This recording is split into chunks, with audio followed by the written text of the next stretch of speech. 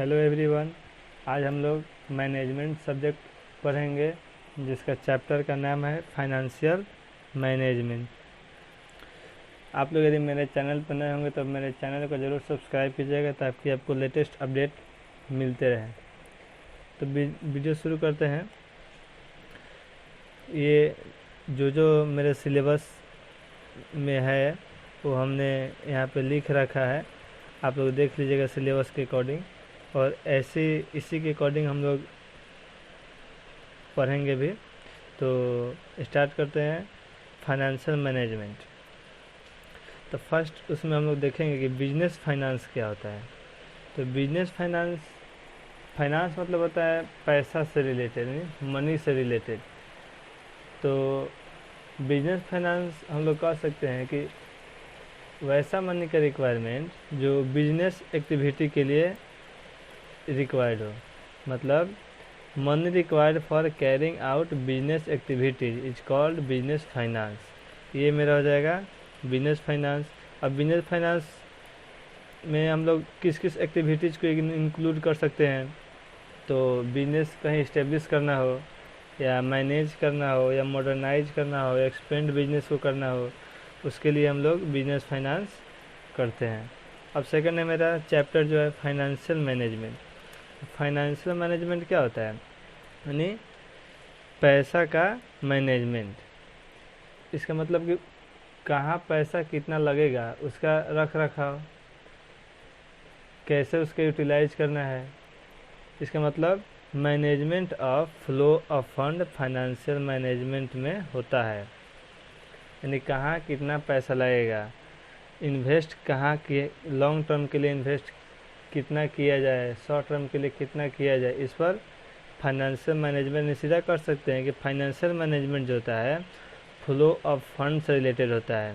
It means हम लोग इसको डिफाइन कर सकते हैं, it is concerned with management of flow of fund and involve decision related to procurement of fund, investment of fund and distribution of earning of fund of owner. यानी कि financial management में कितना profit हुआ, उस profit को कैसे distribute करना है, कितना प्रॉफिट किसको देना है, कहाँ कितना इन्वेस्ट करना है, उसका डिसीजन फाइनेंशियल मैनेजमेंट में किया जाता है।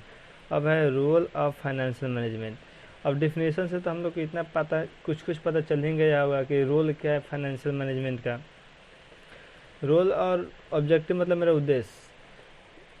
अब रोल मेरा और ऑब्जेक्टिव मेरा क्या हो सकता है कि हम फाइनेंशियल मैनेजमेंट किसी कंपनी में इसलिए करते हैं ताकि कंपनी मेरा अच्छा तरीक़े से चल सके, बेहतर ढंग से चल सके। उसमें सब ये जो एम्प्लॉय हैं, कर्मचारी है, काम करने वाले मजदूर हैं, उनको टाइम पर वेतन मिल सके। ये इसीलिए हम लोग फाइनेंशियल मैनेजमेंट किया जा सकता है ताकि पैसा की कमी नहीं हो, कहीं कोई पैसा खा ना जाए, पैसा का अनयूटिलाइज ना हो, इसीलिए हम लोग फाइनेंशियल मैनेजमेंट करते हैं। तो एम या रोल जो भी हो, एम क्या हो जाएगा, एम हो जाएगा reducing procurement of cost of fund, मतलब दलाली रोकने के लिए। और क्या हो सकता है रोल में, it decide the size and composition of fix asset. और रोल हम लोग कह सकते हैं, सिर्फ यदि रोल देखा जाए कि रोल फाइनेंशियल मैनेजमेंट का क्या होता है, तो रोल यह है फाइनेंशियल मैनेजमेंट जो होता है, जो इस फाइनेंशियल मैनेजमेंट का मैनेजर होता है, वो डिसाइड करता है कि जो हम लोग एसेट फिक्स कर रहे हैं, कहीं हम लोग अपने संपत्ति को फिक्स कर रहे हैं, तो उसका कंपोजिशन कितना होना चाहिए, उसका साइज कितना होना चाहिए। कितना साइज या कंपोजिशन करने का मतलब कितना उसमें पैसा इन्वेस्ट होना चाहिए तो अच्छा रहेगा, ये रोल में हो जाएगा। सेकंड हो जाएगा decision like credit policy, inventory management etc influence the amount of working requirement.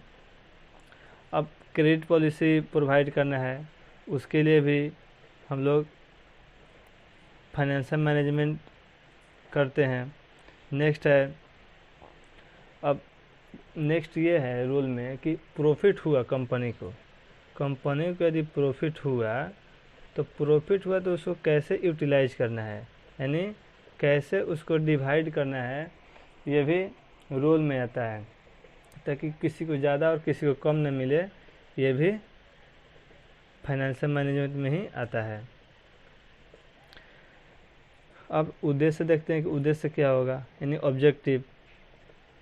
Financial management का ये भी एक ऑब्जेक्टिव है कि हमेशा जो है पैसा अवेलेबल हो, जो काम करने वाले कर्मचारी हैं उनको टाइम पे पैसा मिले,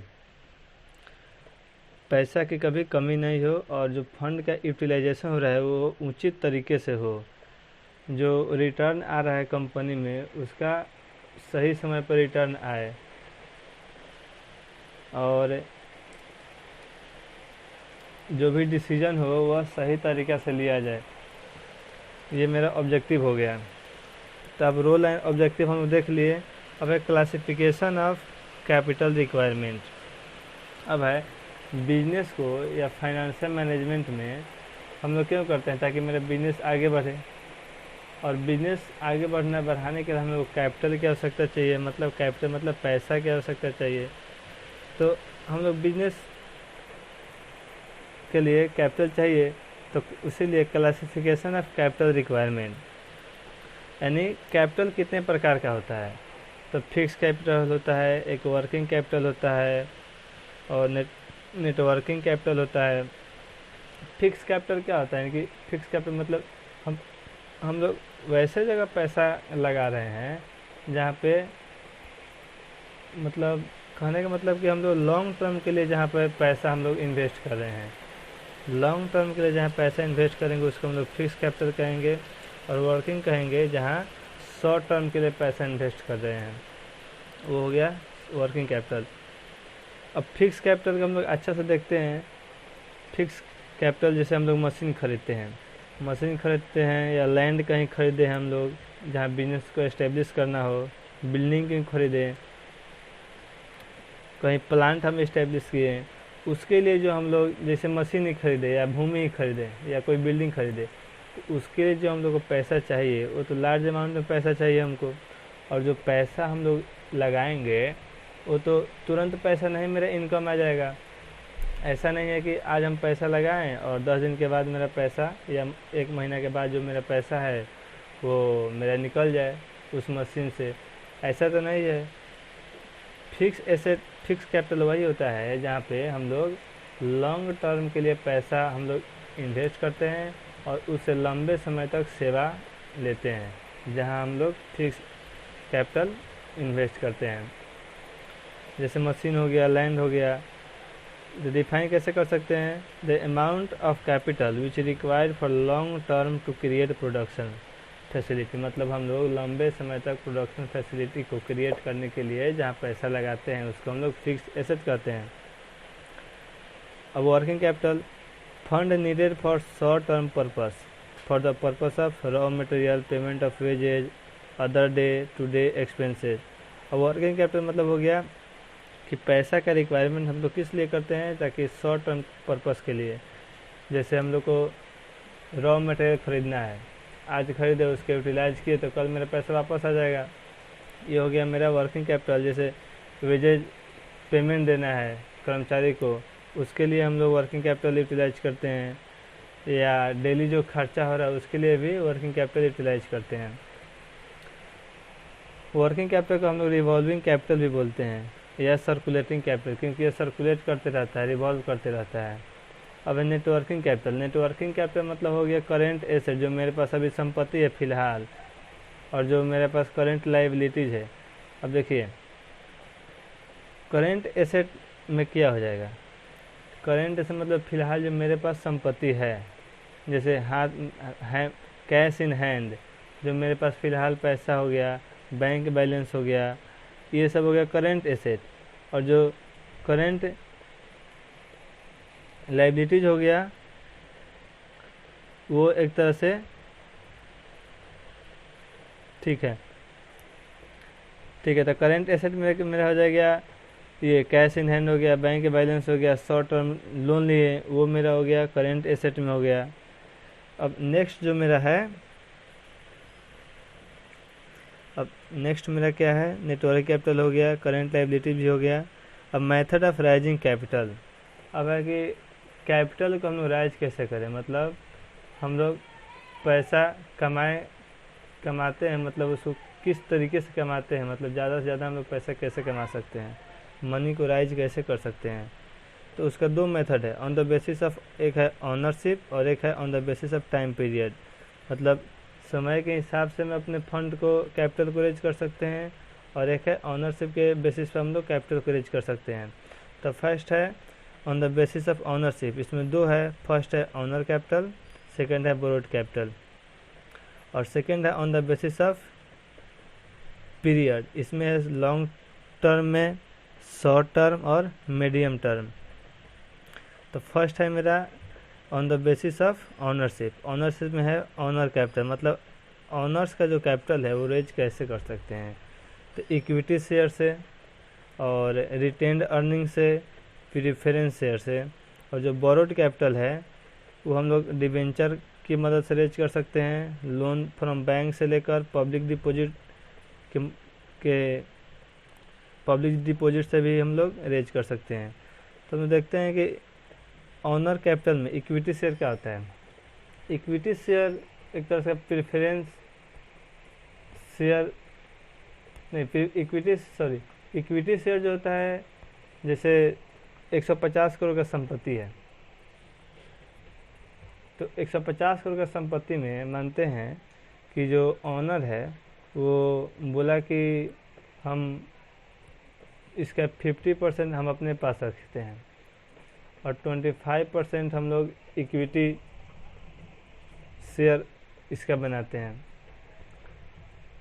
और जो बड़ा और शेष जो 15% रिमेन हुआ वो हो गया मेरा प्रेफरेंस शेयर। मतलब इक्विटी शेयर कहने का मतलब है कि इक्विटी शेयर जो होता है वो इक्विटी शेयर में प्रेफरेंस शेयर के बाद पैसा मिलता है।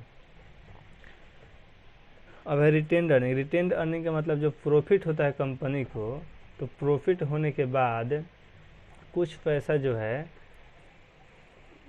बांट देने के बाद कुछ पैसा वापस कंपनी ले लेती है, उसी वही होता है मेरा रिटेन्ड अर्निंग। मतलब प्रॉफिट को बोनस देने के बाद कुछ पैसा बचा के कंपनी में सेव कर देना, वो हो गया मेरा रिटेन्ड अर्निंग। अब प्रेफरेंस शेयर एक तरह का शेयर होता है जो खरीदा जाता है।